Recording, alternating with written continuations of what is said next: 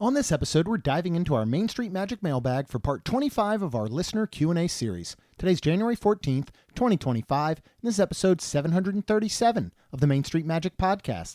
Jeremy and Rhonda are more than a little fond of Disney World, so they made this podcast to share it all with you. Reports and resorts, top 10 lists of all sorts, Main Street Magic's bringing it home for you. Hello and welcome to another episode of Main Street Magic. I'm your host, Jeremy Stein, and as always, I'm joined by my lovely wife, Rhonda. Hey guys! Make sure you check us out on the web at mainstmagic.com, as well as follow us on Facebook, Twitter, and Instagram at mainstmagic, and on TikTok at MSM Podcast. If you want to be part of the community and join the conversation, in addition to live streams from the parks and our weekly live show, head to Facebook and search for the Main Street Magic community and ask to join. And don't forget to hit the subscribe button so you can get brand new episodes every Tuesday and Friday. Planning a trip to Disneyland or Walt Disney World can be overwhelming and at times just downright frustrating. But don't worry, because Mouse Dining removes the frustration of booking Disney dining reservations, alerting you when they spot availability for your desired restaurant, date, meal, and time. Visit msmfriends.com to use this free service. Want to get a free Disney e-gift card up to $250? Book a qualifying Walt Disney World or Disneyland room or package through our preferred travel partner, MEI-Travel, and get a Disney e-gift card valued up to $250. This offer is valid for bookings made between January 2nd and February 28th, 2025 for travel check-in dates through August 31st, 2025. Certain restrictions apply. Visit mainstmagic.com/travel for a fee-free, no-obligation quote today. Good morning, world. We now have a 17-year-old. Oh my goodness. Happy birthday, Kaylin. Yeah. Happy birthday, Kaylin, our 17-year-old, our old girl. It sounded rude, but yeah, so we're recording Sunday. It is Kaylin's 17th birthday, and we are getting ready to go see Mamma Mia. Yep. Downtown at the Jacksonville Performing Arts Center, the off-Broadway version, I guess it's considered. Yeah, I'm excited. I think it's Broadway technically, but then it's Right. obviously not on Broadway, so it's off-Broadway. But I think there's a collective of that, correct? I have Should no just idea. ask Landon with the whole. Oh, yeah.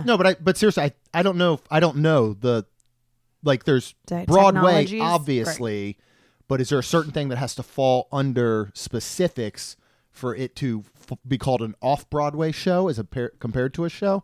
I don't know. Theater folks, let us know.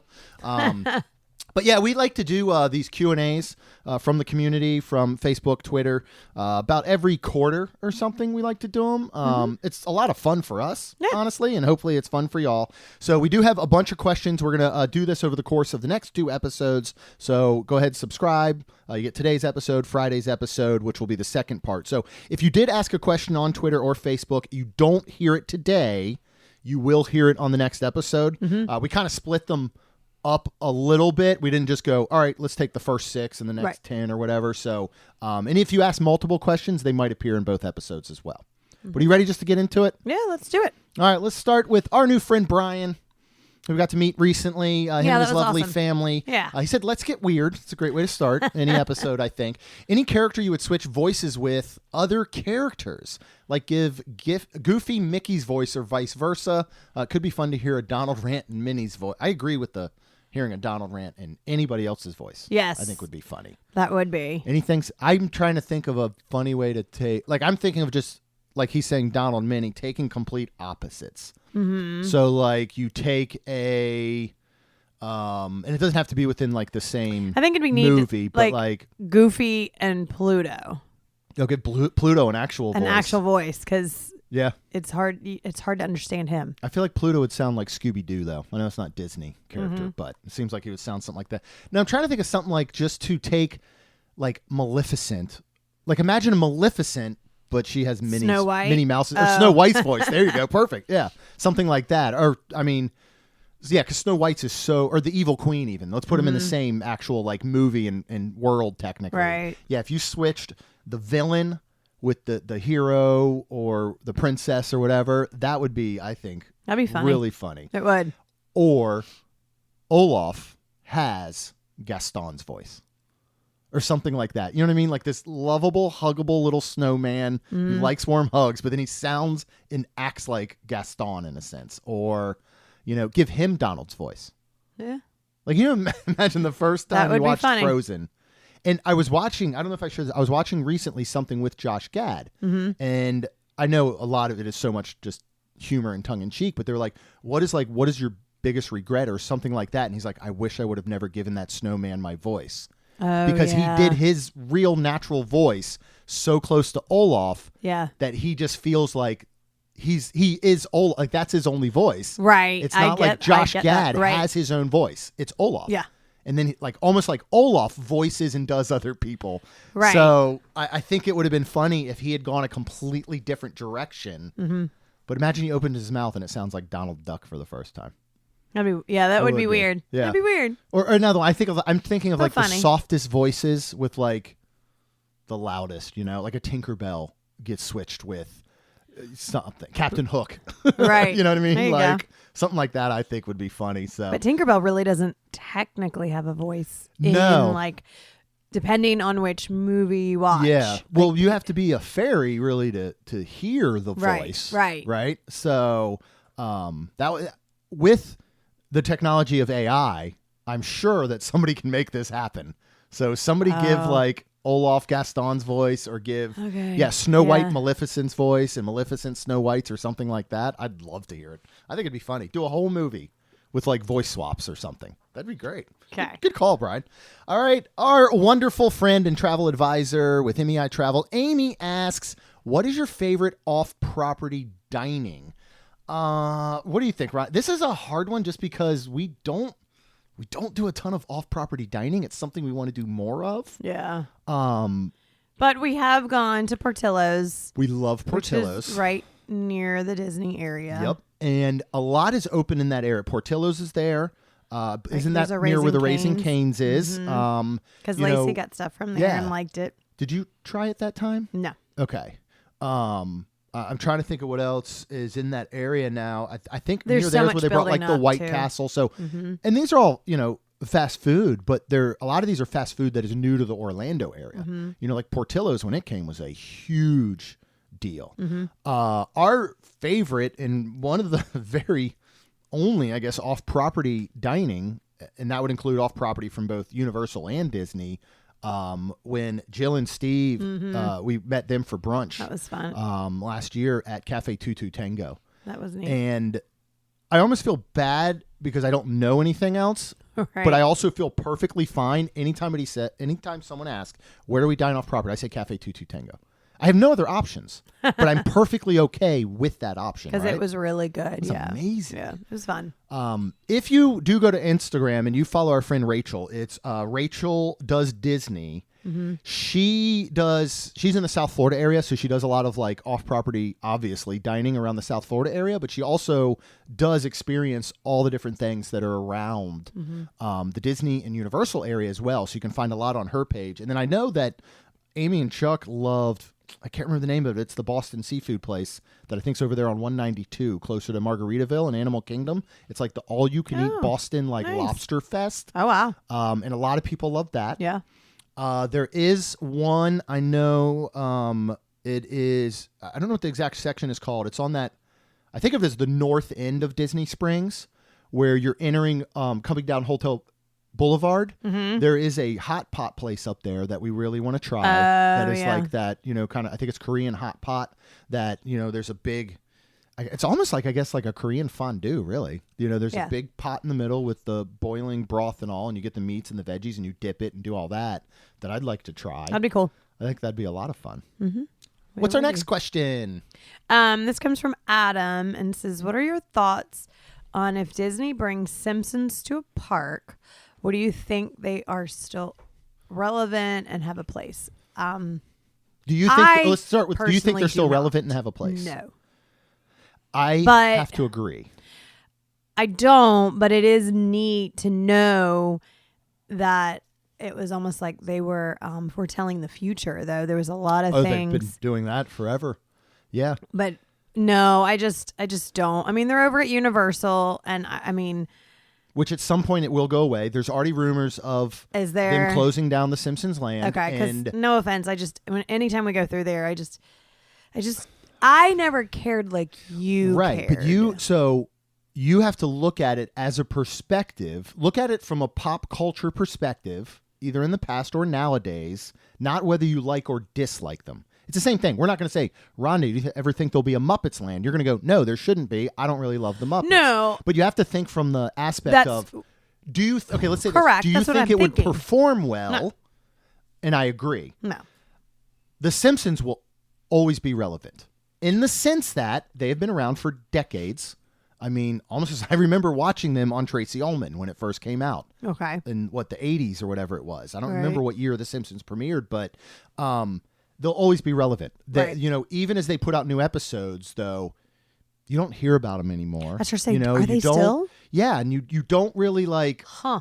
So they'll always be relevant to a generation, and I think there will always be times that people are going to go back in social media and memes and go, The Simpsons predicted this, The Simpsons predicted that. Right. My guess is Bart Simpson, Homer Simpson, you could probably show their photos to most anyone around the world, and they will know who they are. In the way you might show a Mickey Mouse or the Nike swoosh symbol or, you know, maybe the Target red circle or whatever it may be. Yeah. However, that doesn't mean that you could bring a brand new park into Disney and people are going to flock to it. That's true. You know, Kaylin and Lacey, and probably most everyone they know, is not going to care. No. I would enjoy it, but I don't know that it's something I want. Right. I like the Simpsons Land at Universal as a walkthrough. Right. But that's a giant waste of space for a walkthrough, right? Yeah, I mean, because you don't get on any other rides, right? No, we never do the Simpsons ride. The ride's awful based on the technology that is so old and it looks awful, but it doesn't Right. bother me. Right. But I know it bothers you and plenty of people, get you motion sick. Well, I rode it the one time. It scared me to ride it because it bothered Tina, and Right. nothing bothers her ever. Right. But it wasn't she bad for you, rode right? Mission Space, the orange. No, yeah, the they rode orange side. yeah. And I'm just like, oh my gosh, that's insane But I to think me. it was also after 3 of the frozen martinis from yeah, but she festival. still was fine. yeah. But this ride bothered her, and it really made me Yeah. nervous. And when I rode it, I really didn't think it was that bad for me because I did have my patch on. So I was like, oh, thank God I'm not now sick. Yeah. But yeah, I mean, it's just an awful screen that needs to be Yeah, updated, it's like I feel like. it's blurry, it's out of Yeah. focus, and they're not going to update anything there. Right. So then I think there's something, if I remember seeing somewhere, and it might have been, I think it was John Self that actually mentioned, I believe 2028 might be some sort of contractual thing, and there have been rumors that a Pokemon Land could potentially come there and take over Simpsons Land. It is That not would going. be It is not more going to stick around in relevant, Universal. Let's just say unfortunately. that. Okay, it's Yeah. not staying at Universal. Probably for the next decade, it will probably be gone. and I don't They see Disney replace- bringing no. it. And the only way I think they could do it, because I don't ever see them bleeding Fox properties with their Disney properties within the parks. Right. The other thing is I don't know what their park rights are for The Simpsons. Just because they own, movie and TV show rights doesn't necessarily mean they own theme park rights. Right. But if they do, the only thing I could see, and this still won't happen, is opening a 5th gate that is a Fox-related gate. You know, you could have everything from Aliens to The Simpsons to Die Hard. I mean, you could go with some pretty big IPs and create a park. I don't see that ever happening in Orlando. Yeah. If Disney were to open a Fox-related park with those properties, I would see it being in like a new location. Like maybe that's something they do in Texas, because there's been rumors, would they ever open a kind of middle America, Right. park? That's the only way I could see it happening. Yeah. Now, it would not doubt for a second, and again, I don't know how these rights stand, that you walk into World of Disney one day and there is a Simpsons section for merchandise. Really? I could see that. I could see you potentially walking into a Hollywood Studios maybe one day, and again, depending on rights, and them having the Homer Simpson plush or a Bart Simpson this or that, or I feel like Maggie I still and don't whatever. see that, but we'll see. I don't think it will ever happen. I'm saying that's the minimum, or that's the most, I'm sorry, that I would ever see happening. Right. I just don't. And, Disney leaned into The Simpsons, acquiring The Simpsons in the beginning, and it was very, very smart because it really brought those worlds together. Yeah. But it's not like they've leaned into much of it a crazy amount since. They recently did, I think it was recently they did one of the live sports things with the Simpsons that they've been doing. Like, you remember they did the Toy Story football and all like that. Oh, yeah. But other than that, it's not like they've, so I think they're perfectly fine making all the money, but not pressing it on everyone. Right. Does that make sense? Yeah. So that would be my guess. And then Adam had one more question. Do you want to field that one? He said, if you come up with a new festival for EPCOT, what would you do? And I feel like we got time now, technically. Well, and I started to say, I feel summer, like we've totally talked about like making this up before. Because like we talked about like a summer situation because we do have time. And that would be fun. Like it would. The flavors of summer really lean in. What you could do, because they do Florida Fresh every year at Disney Springs. Yeah. You could literally do a Florida Fresh correct mini festival in Epcot during the summer, and you highlight the different areas of Florida and the different, it would be obviously very coastal, very probably seafood driven, things like that. Yep. But you could even go, you could have, for example, instead a Miami food kitchen. Right. That is going to have much more influenced flavors from Cuba and things like that. Then you could kind of have that coastal area. You could look at the Mayport, northeast Florida area, which is heavy into seafood and shrimp and things like that. So I could see that. What would you have an overall theme? Because do you pull Orangeburg from Flower and Garden and leave that to Spike the Bee? Yeah. And then you make Orangeburg the kind of theme Summer, and the mascot of a summer festival? I would think so. Because that's what you think of. Like oranges and like, I don't know, the sun and some type of sun thing. Yeah. But it'd be the first non-international festival. Right. Because they're all featuring international cuisine. So Florida Fresh. Yeah. And then the other one I've said in the past that I think would be neat because Olaf has his presence within the scavenger hunt during Festival of the Holidays. Right. But I feel like they pulled back, like we were talking about, I think last episode, the merch and stuff that is Frozen related. Oh, yeah. I've always thought a summer Frozen festival would be super cool. Yeah. And again, I think you could still pull flavors of summer, but then it's funny because this snowman is kind of your mascot. Yeah. Or finally go back to Festival of the Holidays and literally just have give us back all Frozen. All Frozen. I agree. That's what I would like. And then we have the Florida Fresh. I really like this Florida Fresh idea. Because the stuff they do, I love what they do at Disney Springs with this. But as a non-regular, you can't accomplish everything that they have there. Yeah. You're lucky sometimes to get a day at Disney Springs, and a lot of their stuff is at restaurants. So you're talking about going sit into down ones, not just you can go in and maybe, and then it depends on how busy it is because you could sit down at the bar and get it, but sometimes you can't, and it's it's much more difficult because we even tried. We have we do. We try to go and try these Florida Fresh items, and as often as we get to go, it's not enough to try these. Yes, a John Self. The locals, the Lou Mangello, who can go over there at a moment's notice, they could go have a different dish every day if they needed to. Unfortunately, we just can't do that. But obviously, the family that's coming once a year isn't going to plan for that. Right. But imagine if they could plan for EPCOT. And 100%. Well, and the only folks that I see truly loving Diet Epcot in the summer are the locals who get to go all the time. That are like, can you just give us some time without a festival so it's not insane?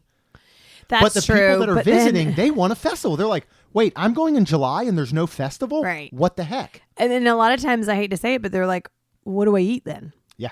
Because there's food at Epcot, but I don't know. It doesn't excite you when it's not a festival going on. I was very excited to have no festivals at Epcot again. Until we had no festivals at Epcot again. You know what I mean? I mean, this will be putting us back to our I was getting back to the basics. Like no festival, we need to go and do Nine Dragons. Yes, that's when we need to go back and do the dining. But it's just funny because still, like, I know it is. It's like, but I'm still like, would you rather have Nine Dragons or a Florida Fresh Citrus Festival? Florida Fresh Citrus Festival. That's what I'm saying. Listen up, Bob and Josh. So these next two questions are a little similar. One is from Jenna, and it says, thoughts on how to convince someone who has no desire to go on a cruise due to the feeling they would be trapped to go on a Disney cruise. And then the other one is from Olivia, and we're going to say, she's asking, if you're introducing an adult to Disney World for the first time, what would your strategy be in hopes they would like it and want to return? So going back to Jenna and the Disney cruise. So we are up against this with a friend. We of ours, kind of aren't we? are with two friends.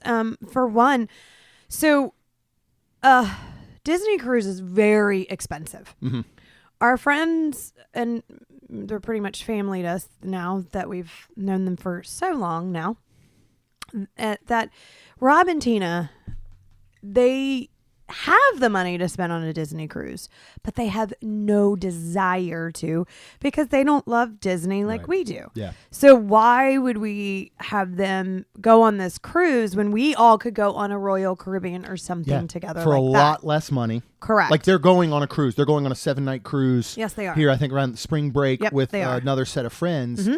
And it is, I think, a Royal Caribbean. Maybe it's one of those, whatever it is. It's not a Disney cruise. Correct. So I think you're right. So here's what I'll start with both questions. What does that person like? Mm-hmm. I will say from my experience, from someone who did not want to go on a cruise because I did not want to feel trapped. That was true. my exact same reason that Jenna is asking about, the person. I'm guessing she has someone in mind. Yeah. I was worried I would feel trapped. I did not whatsoever. There is so much to do. But we also started on a 3-night cruise. We did, and I would start small. Yeah. I think that is a great point. Yep.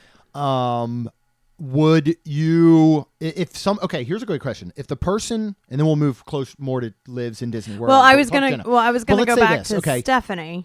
Well, let me ask you this question first. Okay.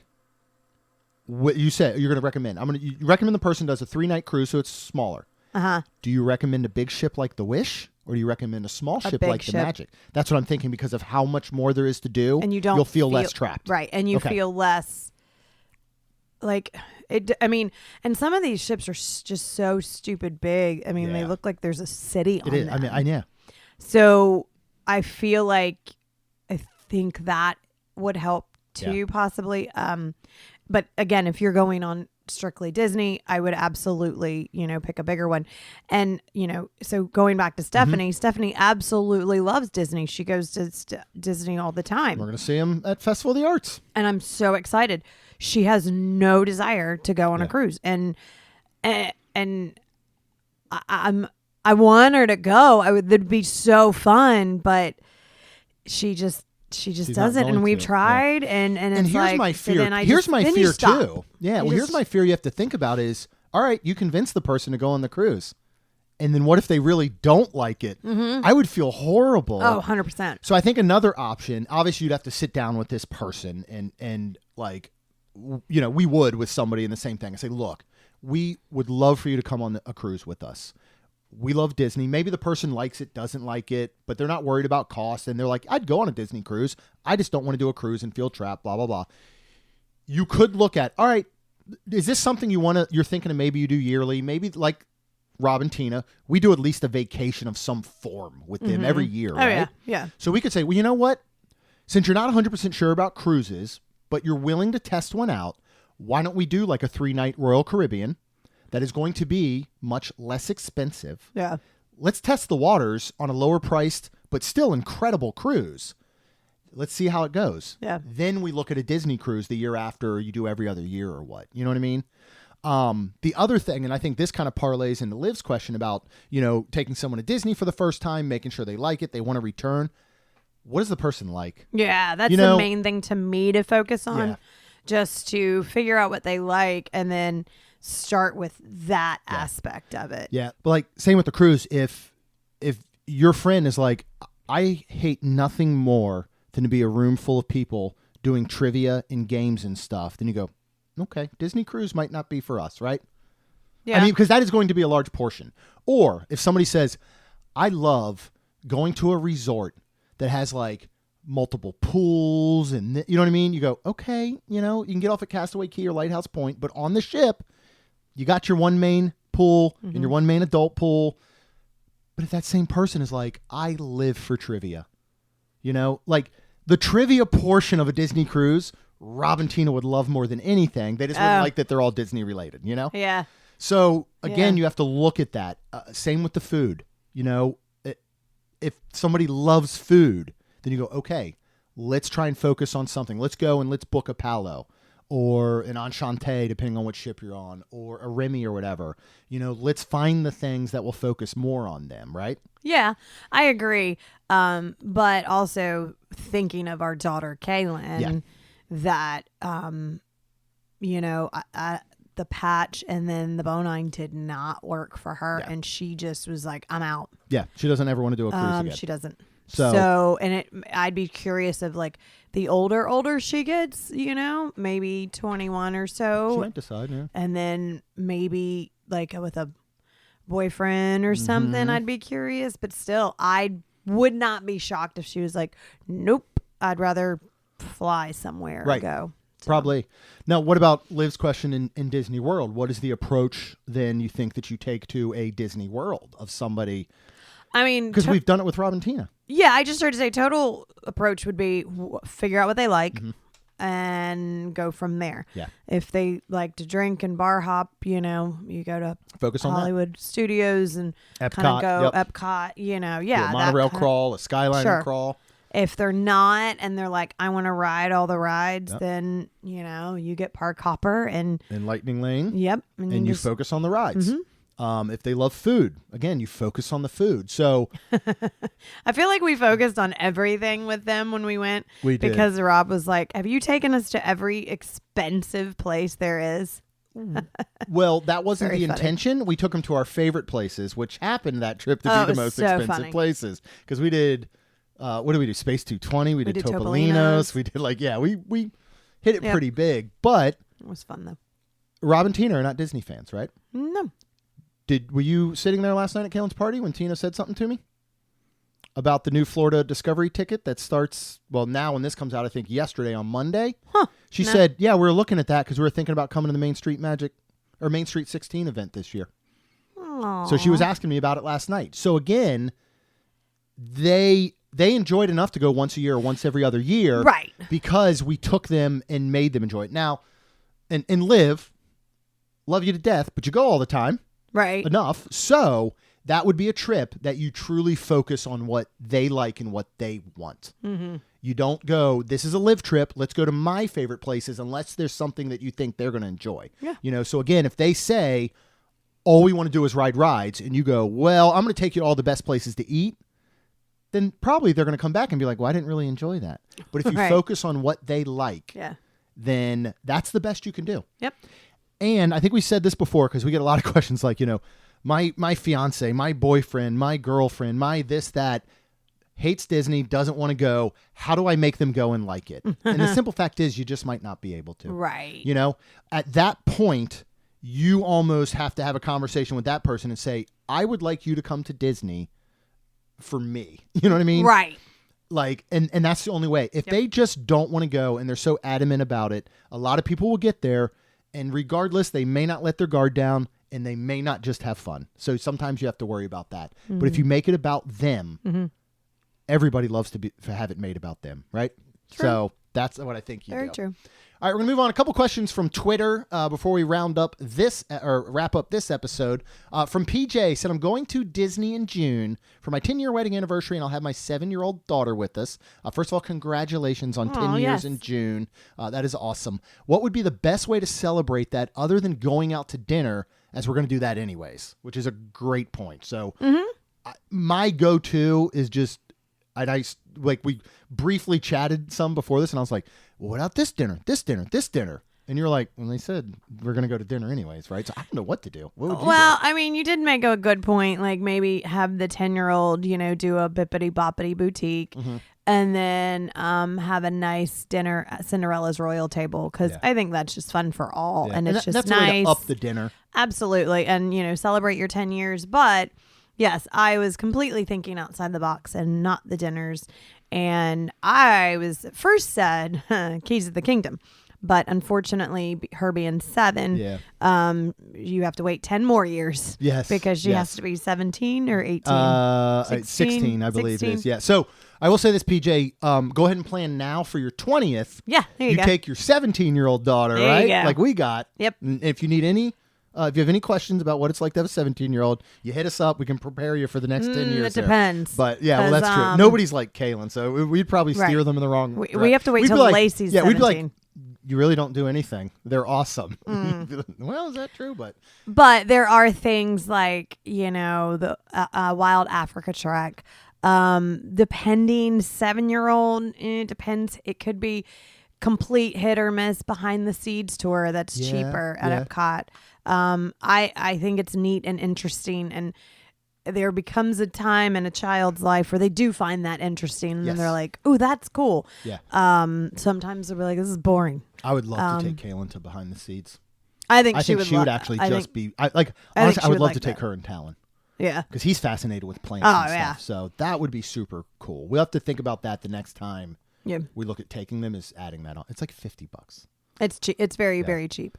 But then I try to think of something like that where you could do a fun activity that's paid that, will celebrate your 10 years. But she's also allowed to go along. Yeah. And that's more than just a dinner. But Cirque du Soleil could be a good one. That way you get a show and you can pair that with whatever dinner you're going to do. That would be fun. Did you mention fireworks cruise? Oh, no. I think. Thank you. Yeah. Talk about the fireworks cruise, because it's going to be a little pricey unless you have some other people that you can split it with and go with. So if it's just going to be the 3 of you, it is going to be a bit pricey. I think it's about $500 starting around there. But or a dessert party at the fireworks. That's a great point. So, you're not doing a dinner, you're doing a dessert. Yeah. And then you get to see those, amazing fireworks. I love Happily Ever After. I'm going to say, I think that right there, your idea for a dessert party is probably one of the best ideas. It's a beautiful way to celebrate an anniversary. Yes, it is. If it was just the 2 of you. But the fact that then you get to have your 7-year-old with you, who will absolutely love it as well. Kids love sweets, they love fireworks, and they love Disney. So it's pretty much perfect. All right, we're going to move on next to Ricky Bobby. This is the best name ever. I love Ricky Bobby. I like to go fast. Yeah. I've been putting on a couple. No, like we watched Old School the other night. I put on Tommy Boy yesterday. I need to put on Talladega Nights. That is such a great movie. He said, "What would your 4-park challenge look like? 1 snack, 1 attraction each park, all 4 parks in one day, and which nighttime show to end it on." First of all, Ricky Bobby, you should come. You should check out mainstreet16.com. Oh, yeah. Because this is exactly what we do in May. Pretty much. Right? So you can go out, you can check out mainstreet16.com. We have a lot more info coming over the next week or 2. We're really going to start pressing on this now that we're out of the holidays. But literally, you get to do all 4 parks in one day. You can try and ride 4 rides in each park. It's a blast. That kind of segues into what a lot of folks will do is, you start at Animal Kingdom. So we'll talk first about strategy. The way that you do it, the strategy, right? You start at Animal Kingdom. Rope drop. It's going to open the earliest, so you rope drop it. It also closes the earliest, so you can't end there. Correct. From there, I would stay on property. First of all, if you're planning to do this, I'd be on property. 100%. So you go ahead and you bus to Animal to start. Yep. From Animal, those buses are going to open park to park at 10:30. So then you hop on that and you go to Hollywood Studios. From Hollywood, you skyline. Might even be a good time to stop for lunch at Banana Cabana or Bar Riva, right? And then you hit EPCOT. From EPCOT, you monorail to Magic Kingdom because it's going to close the latest every night, assuming this is not an after-hours party day or during the holiday season when you have, obviously, Mickey's Not So Scary or Mickey's Very Merry, because Magic Kingdom will close earlier. You can't do it on one of those days like this. But you end at Magic and you end with Happily Ever After. Absolutely. Let's talk snack attraction from both the level of what would you want and what do you think is most accessible to kind of get that park done. So, for example, go to Animal Kingdom, right? I would love to ride Dinosaur because I like that and it's fun to me. Right. So right now, because as of today, as we're recording, most of Dino Land is shutting down. Wow. So it will not be open when this episode comes out anymore. Dinosaur will through 2025. But I'm going to look at, very accessible ride. Dinosaur normally, unless this year it just starts to get an influx of all the people wanting to ride it one last time. Normally you're getting there around rope drop. You're not waiting more than 10 minutes, So you knock that out. Yep. Is there a specific snack? Like, for example, you're not going to go to Animal Kingdom and say, my one ride is going to be Flight of Passage doing standby at 9:30 a.m., right? It's going to take out your whole morning possibly. Is there a specific Animal Kingdom snack you're thinking of? I mean, if it's open, I'd go and get like the fries or go to Harambe Market maybe and get something there. The buffalo chicken chips are That's a good one. Yeah. Really good. From Trilobite now... Ooh, I'm not sure. But the if hummus Trilo fries Bites are really I'm not good. sure if Trilo Bites is closing with. I don't believe it's closing with the remainder of Dino Land right now. Okay. But that still would be a good option. Or you could simply hit the Creature Comforts and get your coffee and get like a snack or a breakfast there. Yeah. They also do have that enclosed pancake guava thingy that you can get both over at Pongo Pongo in Pandora, and I know you can get it over at Kusafari, the coffee shop over there in Harambe on your way to the safari, and I believe it's available at a couple other places, but that'd be something unique to that park. Right. All right, let's move on to Hollywood Studios. What are you thinking for ride snack there? Star Tours is always going to be pretty accessible, right? Yeah. But what I would want to ride is Toy Story Mania. 100%. So then that can be accessible depending on the time of day. For sure. Yeah. So if you're over there right at 10:30, you might be okay. You might be okay to get in there. And you can always utilize the lightning lanes to plan this. Now, at that point, what I'm going to do, though, is I'm going to probably purchase my lightning lane multi-pass for Hollywood or EPCOT. I'm not going to purchase it to start at Animal Kingdom. I know you're going to spend more to get it. Right. But you book it at either Hollywood or EPCOT, and you get those 3 rides you want. Most likely Hollywood. So you get those times between a 10:30 and a 1:30, just say. But you don't have to start at them. No, you don't have to start at Hollywood necessarily. Okay. So, you got a park hopper. You're starting at Animal Kingdom. Right. You're going to hop to Hollywood, but you pick those lightning lanes. Okay. As soon as you hit that first lightning lane over at Hollywood, whatever it may be, your one ride is done, first of all. You still got 2 more in the bank you can do at Hollywood, but you're booking your EPCOT, right? So now you get the one ride at EPCOT. On that second ride that you trade in, you could go ahead and book one for Magic Kingdom to guarantee you one over there in the evening. So you are spending a little money to do this. You don't have to do it, but I'm just saying it would help you along the way. Right. I'm probably going to go to Baseline and get the pretzel maybe, or the charcuterie as my snack. Okay. And then we're going to move on to EPCOT, right? Yeah. I'm trying to think. What are you thinking to ride at EPCOT? School bread maybe for your snack over there? Like, I'm thinking of the ones that are like the epitome of that park. You know what I mean? In a sense, like obviously going back to Animal Kingdom, you could just go to get the Pongu Lumpia if it didn't taste like warm pineapple vomit. Ew. But if that's your thing, no. First of all, I think you should talk with someone. Second, you could go ahead and get it. But some people might like that. They might, no, I guarantee a lot of people still like it. But that would be one unique to Animal Kingdom. Right. The charcuterie, just say you wanted to do. I just love Baseline. Yeah. But you go there. Another thing you could work into the mix is a beverage, whether it's alcoholic or non-alcoholic. Right. You can always work into the mix a character meet and greet. Mm-hmm. So what are you leaning at then at EPCOT? I mean, I always love Frozen, but that would be probably your most, because there's not a lot at EPCOT right now, unfortunately. You could do Living with the Land, right? That might be most accessible. Yeah. Soarin' might be okay. You might be able to hit Soaring. Figment, Imagination, you're going to be able to ride that easily. Yeah. I like the idea of the school bread in Norway as your snack there. Yeah. Because it's very, very unique. Or the good. brioche ice cream sandwich. Oh, yeah, that's a good one. Speaking of people who know off-property restaurants but have never had the brioche ice cream sandwich, Rachel has never had it.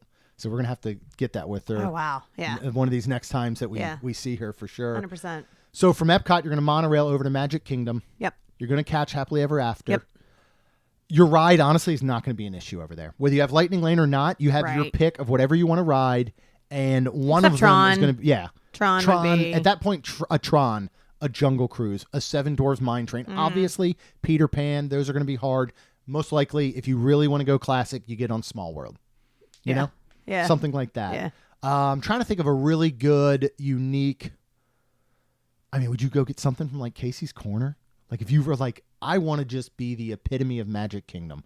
I'm going to sit on Main Street. I'm going to eat Casey's Corner corn dogs. Cattail at Cheshire Cafe. That'd be good. Or obviously classic Dole Whip. I think would be a really good. Go over to Pineapple Promenade and get a Dole Whip would be classic there. So, Ricky Bobby, great name. Hopefully this gives you a little bit of an outline. But seriously, mainstreet16.com. More is going to be coming there. This year, we are going to benefit the Dream Team Project. Lou Mangello, the wonderful voice and face behind WDW Radio, has started this. It benefits Make-A-Wish Foundation. So that is our charity of choice this year. And we're going to have a lot more info coming. It's going to be fun. Drury Inn over at Disney Springs is our host hotel, which is amazing. We'll be staying there. We will be staying there. We got awesome room blocks that Amy can hook you up with. So just go check it out. All right, we're going to finish with Livy over on Twitter. It's you versus Rhonda in a How Well Do You Know WDW trivia contest. Jeremy. Who wins? You each get one phone a friend. Who are you calling? Jeremy. You're going to call me for your phone a friend? And you're going to win. And I'm going to win. I'll say this. I think more is like, when I think of WDW like trivia, I would win. Yeah. But I think if you talk about a day at Disney, like we're kind of doing now with that 4-park, you have a lot of great ideas and you've experienced a lot of things at Disney that you could easily, I think, answer and hit a lot more than you believe. You always say that and I appreciate it, but it's funny because I just think of when clients start asking me questions and I mean, there's just a lot of times I'm like, and then I might but I always second guess myself and then I'll be like, ugh. And I'll just, here, Jeremy, and let you look at it or, is this right? And then sometimes I'll answer a bunch and then I'll show him and I'm like, did I get all this right? And you're like, yeah, you did. And you so did, yeah. I'm like, oh, okay. But, I don't know. No. I don't think my brain retains it. I think it's opposite. As much. I think you have a ridiculous Rolodex of knowledge in your head, but you're not always sure how to access it. Does that make sense? Probably. Whereas I just try to immediately access everything and just verbal, what comes out. And I do that all the time too. I second guess myself all the time because you do. You don't ever seem like it. Well, I am afraid to be wrong because someone will call you out on it, right? Oh. Like I could easily be like, man, yeah, you do you do your 4-day challenge on a Tuesday. You go hit Kusafari for breakfast. And somebody somewhere is going to be like, well, actually, Kusafari doesn't open until 10 a.m. on Tuesdays only. And I'm like, okay, I'm sorry I didn't know one thing. But somebody's always going to... So I hate saying things. That's why you'll hear me when I'm talking about The Simpsons. I'm like, I'm not 100% sure about so-and-so, but if... Because I don't want to be wrong. Right. You totally missed out on the phone a friend. And if we're not allowed to have the same one, I'm taking them because I am immediately... phoning Gary Fernando. Because that dude knows more about Disney trivia and parks trivia around the world than anybody I have personally ever met. Wow. He knows so much that when we've done trivia contests for Main Street 16, we almost have to be like, these are amazing, Gary, but we might have to tone them back because you are a trivia genius and not everyone... knows what you do. So we've actually had to scale some back. Right. And be like, we got to pretend then like... nobody's going to know him. You just want people to know it. Yeah. So he would be 100% my go-to. But, nice. I love... But that's another one. So if we ever go to a non-Disney trivia thing and they ask a Disney trivia, I just want to get up and leave. I'm just I don't want to do this.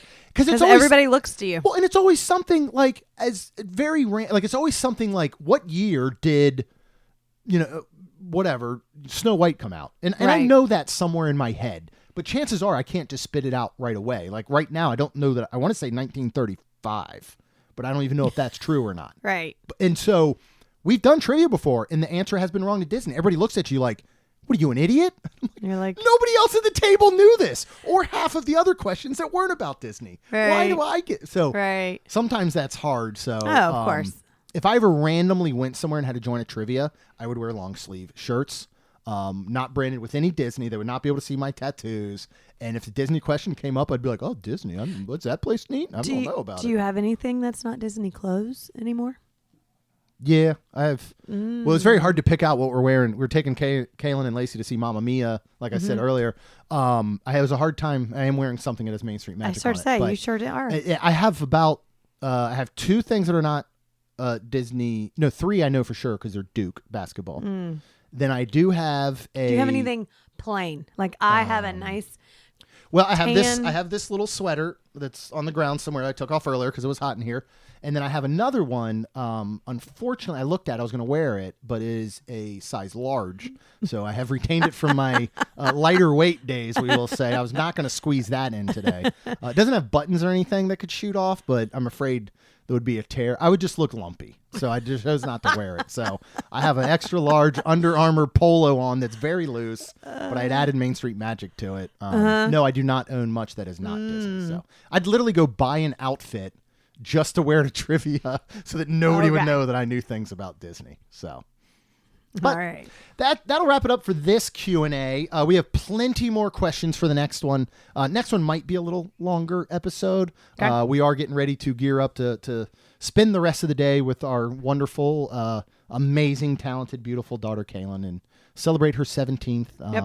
So very excited for that. But if you want these new episodes, you got to hit subscribe. You get them every Tuesday and Friday. Really go check out mainstreet16.com. This is our 4th year. It is an incredible event. In the past 3 years, we have raised around $35,000 for Give Kids the World. Let's go ahead and start this for the Dream Team Project and Make-A-Wish.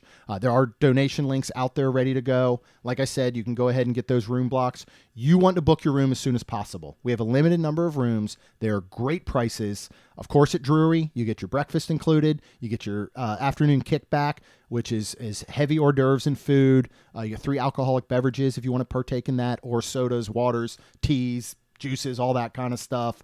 We're going to have a lot of fun. We are working on a Friday evening event, so that information will be coming out probably a little bit closer to the event, but that's going to be a lot of fun. And then the challenge on Saturday, 16 rides, 4 rides in each park. We draw them at random about 2 weeks prior. Form your team, go out, let's register, and just raise a ridiculous amount of money. It's going to be so much fun this year, yes. Like it is every year. Yes, it is. And if you are ready for that next trip, of course, no matter where you want to go, our trusted partner, MEI-Travel, will handle the planning so you can focus on the memories. They offer free vacation planning services and have nearly 20 years of experience creating memorable vacations. Visit mainstmagic.com/travel for a fee-free, no-obligation quote today. And then finally, as we close out, we would be super duper thankful if you could please leave us a rating and review. Because it helps our show grow. That's all we've got, and we'll see you real soon. Jeremy and Rhonda are more than a little fond of Disney World, so they made this podcast to share it all with you. Reports and resorts, top 10 lists of all sorts, Main Street Magic's bringing it home for you.